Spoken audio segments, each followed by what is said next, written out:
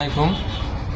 সকালবেলা চা খাইতে আসার পরে আমাদের ভালোবাসার বহিঃপ্রকাশ দেখুন নাড়ু। ঠিক আছে, পলাশ আমাদেরকে তাদের কি পূজার জন্য কাকা, কি পূজার জন্য, কি পূজার কারণের জন্য রে? কার্তিক পুজো। কার্তিক পূজার নাড়ু এখন ভালোবাসার বহিঃপ্রকাশ কীভাবে দিছে আমাদের দুজনের জন্য। যাই হোক, আমরা এখন নাড়ু খেয়ে দেখবো যে আসলে নাড়ুটা কেমন হয়েছে।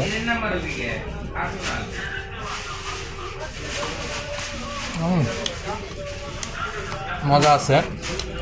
যাই হোক, এই হচ্ছে হলো ভালোবাসা। ভাই আমাদের জন্য দোয়া করবেন আর পলাশের ব্যবসার জন্য আশীর্বাদ রইল। সবাই ভালো থাকবেন। আল্লাহ হাফেজ।